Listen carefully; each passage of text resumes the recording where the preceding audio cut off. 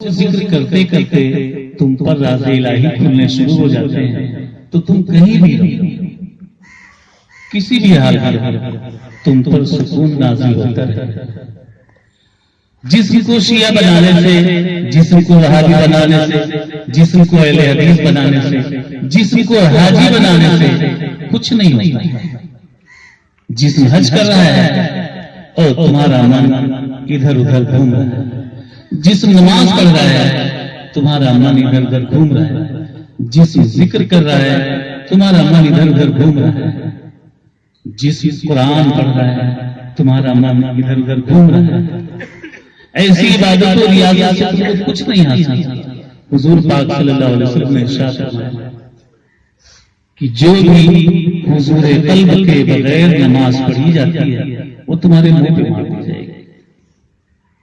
अगर तुम ही हाजिर नहीं हो, यानी तुम्हारा मन, यानी तुम्हारा जहन, अगर वही नहीं हाजिर है तो जिस्म को कितना भी इबादत करवा लो, वो इबादत तुम्हारे मुंह पे मार दी जाएगी। नमाज का जो तरीका सही तरीका है, उस तरीके से कोई नमाज नहीं पढ़ता है।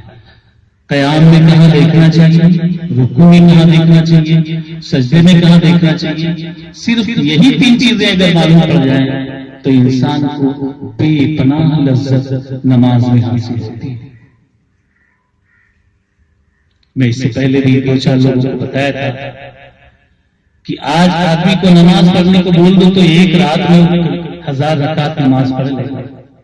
लेकिन वो कौन सी नमाज थी जो खातूने जन्नत मौला से अर्ज करती थी, या अल्लाह तू कोई रात तो ऐसी बना दे जिसमें फातिमा की 2 सजदे अदा हो जाए।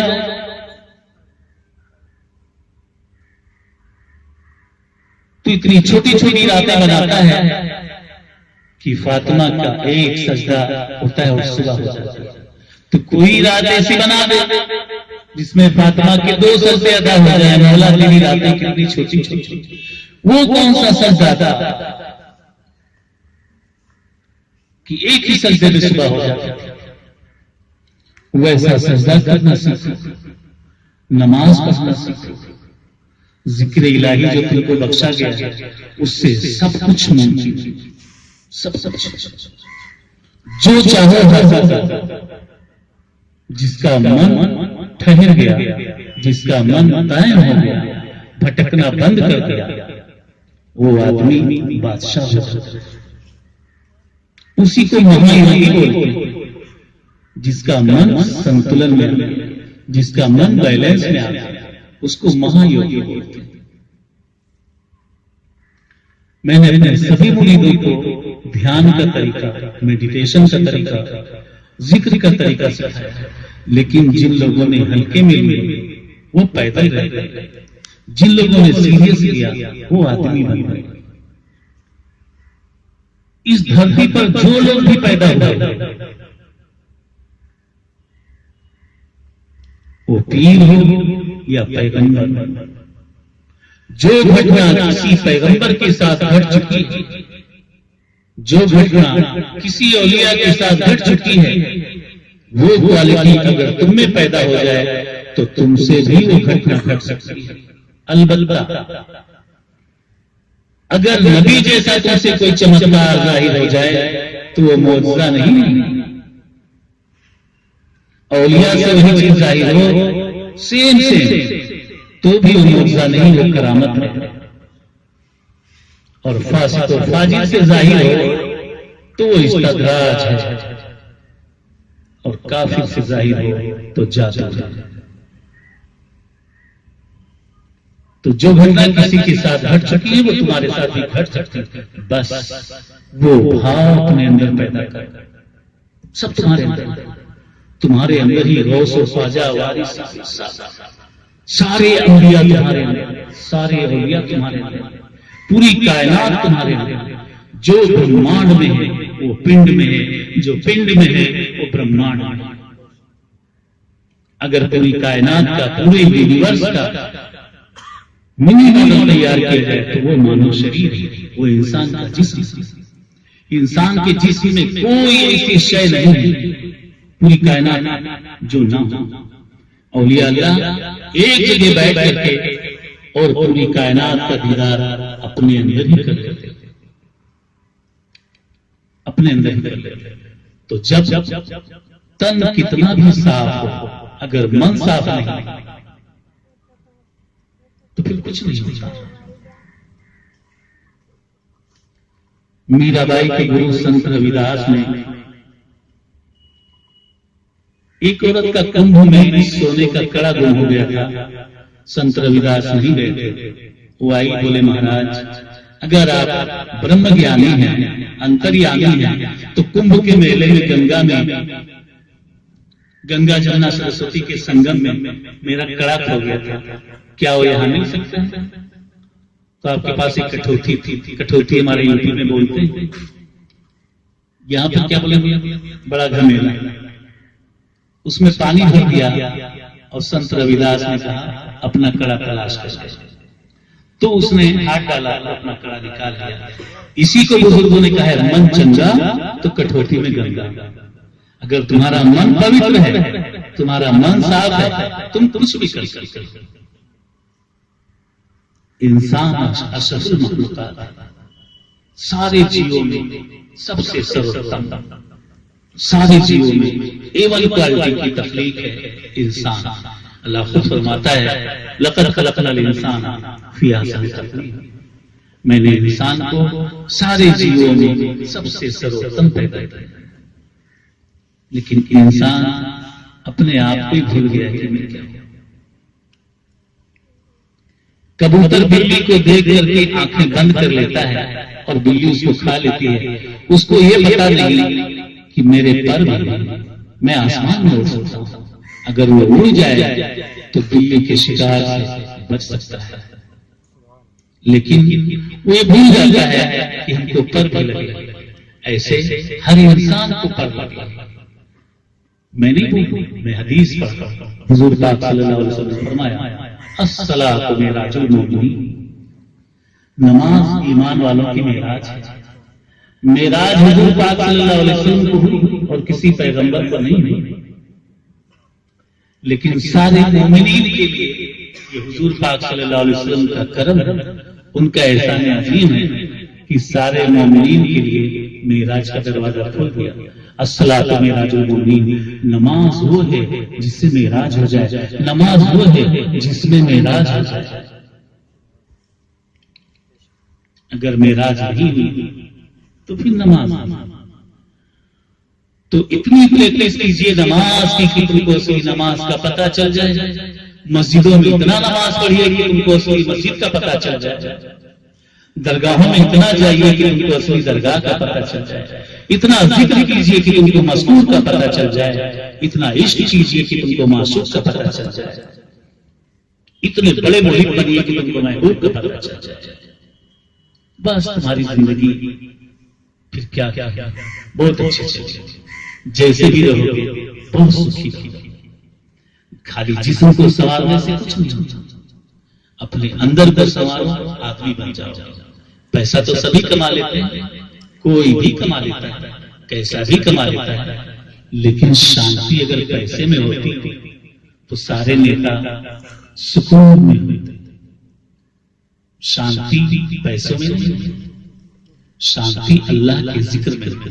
खुद खुदा फरमाता है अला बिज़िक्रिल्लाह तत्मइन्नुल कुलूब, अगर दिलों का सुकून चाहते हो तो मेरा जिक्र करो, खुदा का जिक्र करो। तो सुकून जहां तुम तलाश कर रहे हो दुनिया में सुकून नहीं है। सुकून तुम्हारे अंदर, दौलत तुम्हारे अंदर, शोहरत तुम्हारे अंदर है, ब्यूटी तुम्हारे अंदर है, हेल्थ एंड वेल्थ सब कुछ तुम्हारे अंदर, बाहर कुछ भी नहीं। जो बाहर हाथ पैर मारता है उसके हाथ कुछ नहीं। जो अपने अंदर तैरना सीख गया, अपने अंदर पूरी कायनात जो अपने अंदर समंदर तैरना सीख गया, समंदर में गोता लगाना सीख गया, उसमें से कोई याकूत निकालता है, कोई मरजान निकालता है, कोई अतीक निकालता है, कोई डायमंड निकालता है। जिसकी जो क्वालिटी होती है उस हिसाब से वो खोज करके निकाल लेता है और कोई गौसुल आज़म बन जाता है। कोई गरीब नवाज बन जाता है, कोई वारिस पाक बन जाता है, कोई बाबा फरीद बन जाता है, कोई साबिर पाक बन जाता है, कोई महबूब इलाही बन जाता है, कोई आशिक अल्लाह बन जाता है, कोई माशूक अल्लाह बन जाता है। जिसकी जैसी कैपेसिटी होती है, तुम्हारे अंदर सारी संभावनाएं मौजूद है। हर बीज में पेड़ बनने की क्षमता होती है, हर बीज पेड़ बनने की क्षमता होती है, लेकिन जो बीज फटने से डरा, जो बीज सड़ने से डरा, वो कभी पेड़ नहीं बन सकता। जिस बीज को फटने का डर नहीं, सड़ने का डर नहीं, और उसको जमीन की गहराइयों में डाल दिया जाता है, अंधेरे में वो सड़ करके और एक छोटे से नन्हे मुन्ने पेड़ की शक्ल अख्तियार कर लेता है। और एक दिन वही पेड़ हजारों बीज, हजारों फल, करोड़ों फल का मालिक हो जाता है। एक बीज करोड़ों फल, करोड़ों बीज। ऐसे ही हर आदमी में सब कुछ बनने की संभावना है, सब कुछ बनने। तुम मेहनत करो और सब कुछ पाओ। अल्लाह के घर देर है, अंधेर है। हुजूर पाक सल्लल्लाहु अलैहि वसल्लम को गारे हिरा में 40 साल, 40 साल। जबकि सरकारे दो जहां सल्लल्लाहु अलैहि वसल्लम इरशाद फरमाते हैं कि मैं उस वक्त भी नबी था जब आदम पानी और मिट्टी के दरमियान, आदम का पुतला भी नहीं बना, तो उनको क्या जरूरत थी 40 साल का गारे हिरा में मुजाहिद, 40 साल गारे हिरा में चिल्लाकर। आज आदमी इतना जल्दबाज है, वो सोचता है बस फौरन पूरी दुनिया हमारे हाथ में आ जाए। ऐसा नहीं, आदमी सोचता है फौरन मैं अमीर हो जाऊं, फौरन मैं कबीर हो जाऊं, फौरन ऐसा नहीं।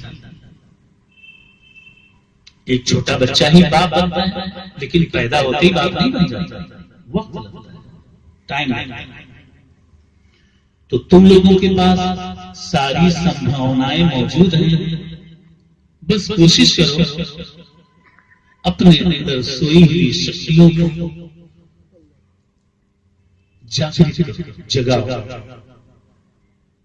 तुम्हारे अंदर सारी शक्तियां मौजूद हैं, तुम जो शक्ति चाहो वो जगा। चाहो तो देव शक्ति और चाहो तो शैतानी शक्ति, जो चाहो सब कुछ तुम्हारा। तुम पैगंबर के बताए हुए रास्ते पर चलो तो तुम्हारे अंदर पैगंबरी शक्ति जगेगी। तुम पीर के बताए हुए रास्ते पर चलोगे तो पीर की शक्ति तुम्हारे अंदर जगेगी। और तुम किसी का न मानोगे, अपनी मनमानी करोगे तो शैतान की शक्ति जगेगी, कोई ना कोई शक्ति तो जगेगी। तो सारी बात मैं बोलता हूं, सारी संभावनाएं तुम्हारे अंदर है, सब कुछ पॉसिबल है, कुछ इम्पॉसिबल नहीं है। बस तुम मेहनत करो। नए साल के तमाम खुराफातों से परवरदिगार आलम ने हमारे पीर वारिस पाक के सदक़े में हमको और आप लोगों को बचाया। ऐसे ही जब तक जिंदगी रहे तब तक महफूज रखे, और मरने के बाद पंजतन पाक के सदक़े में, हमारे पीर वारिस के सदक़े में हम लोगों की कब्रों को भी महफूज रखे। आमीन। ईमान के साथ, इश्क के साथ इस दुनिया से ले जाए और इश्क ईमान के साथ आखिरत में खड़ा करे। मैदान हश्र में सरकार वारिस पाक के दामन के नीचे, उनके झंडे के नीचे खड़े होने की तौफीक ले हमको और आपको, और दुनिया के सारे आशिकों को, सारे वारसियों को। जो भी जिस सिलसिले से ताल्लुक रखता है उसके दिल में उसके शेख के प्रति ज्यादा से ज्यादा परवरदिगार आलम अपने आशिकों और माशूकों के सदक़े में इश्क अता फरमाए। हर आदमी के दिल में इश्क को उजागर करे, इश्क के चिराग को रोशन करे, इश्क के बीज को अंकुरित करे और उसको पेड़ बनाए, और फलदार और सायादार पेड़ बनाए, फलदार और सायादार पेड़ बनाए, फलदार और सायादार पेड़ बनाए। वमा अलैना इल्लल बलाग।